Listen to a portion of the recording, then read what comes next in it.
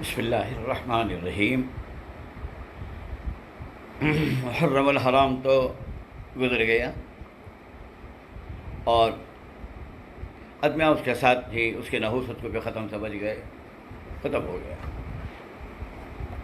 کیونکہ ان لوگوں نے خانی معشورے کے نام ہی کو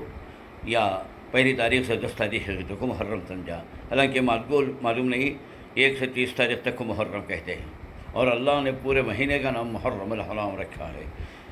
لہذا آپ نے 1 سے 10 تاریخ تک، اور خاص کر 7ویں تاریخ اور 10ویں تاریخ کا جیسا اہتمام کیا،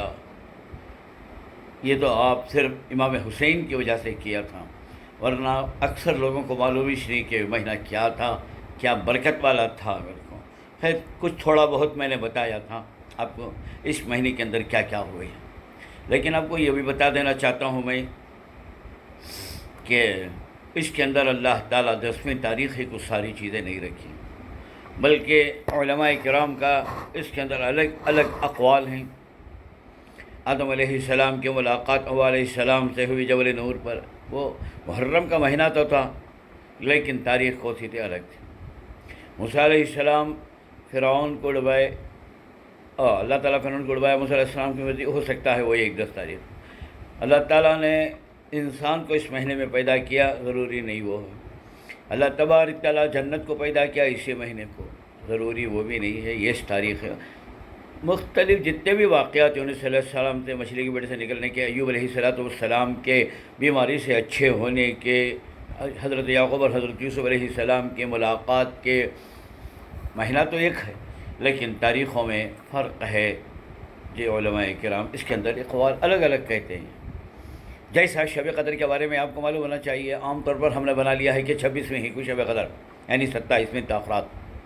حالانکہ اس میں بہت سے اقوال ہیں۔ بعض صحابہ نے فرمایا ہے کہ میں نے شب قدر کو 21ویں میں پایا، ایک نے کہا کسی نے 23ویں میں پایا، اور کبھی 25ویں میں، کبھی 27ویں میں، کبھی 29 میں، یعنی فکس نہیں ہے یہ رات، بلکہ روٹین ہوتی رہتی ہے یہ رات، کبھی اس میں آتی ہے کبھی اس میں آتی ہے۔ کیسا معلوم؟ اس لیے کہ سرکار دو عالم صلی اللہ علیہ وسلم نے فرمایا، اس کی کچھ علامتیں بتائی تھیں، کیا کہتا ہوں، اس رات میں ٹھنڈ ہوتی ہے،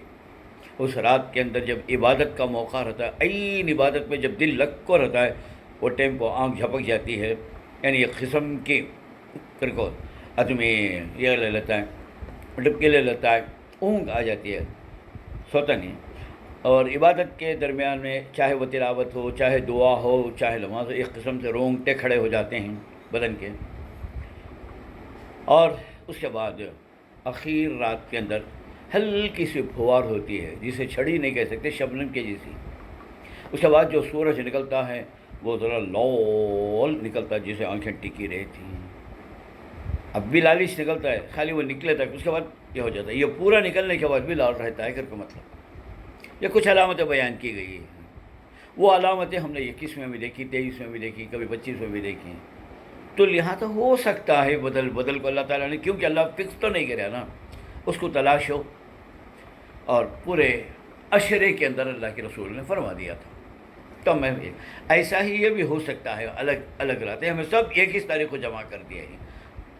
خدا بند خدوس ہو سکتا ہے ایک میں بھی ہو سکتا ہے الگ الگ راتوں میں، لہذا باقاعدہ اس کی پابندی، ان میں عبادتیں، ان میں دعائیں مانگتے رہنا چاہیے۔ اور اب یہ سمجھنے ہوگا وہ عاشورہ میں دعا مانگے سو، اس کے بعد کا ٹائم بول کو نہیں ہل رہا ہے، جاگنے والے کے لیے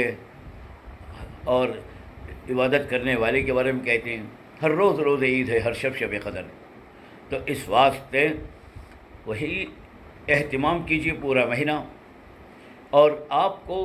یہ جو حادثہ سانحہ پیش ہے امام حسین کا، یہ بعد میں آیا، اور جو محرم کی اہمیت ہے وہ پہلے سے ہے سنا، جیسا ہے عید ہے، رمضان ہے، اس میں کوئی حادثہ آپ کے گھر میں پیش آتا ہے تو حادثے کو آتے ہیں، رمضان کو بھول جاتی جب میں نہیں نا، تو لہٰذا وہ ہے وہ ہوگا، اس کے لیے دعا کرو، اس کے لیے قرآن پڑھ کو، اہل بیت کے واسطے دعا کرو، اصالہ ثواب کے کام کرو، مگر اس میں قرآن پاک کی کثرت سے تلاوت اور دعاؤں کا اہتمام کیجیے، اور اپنی پچھلی گناہوں کو یاد کر کے اسے توبہ کیجیے، اور آئندہ نہ کرنے کا وعدہ کیجیے، اللہ حالات کو موافق کرنے کے واسطے دعا بھی کیجیے.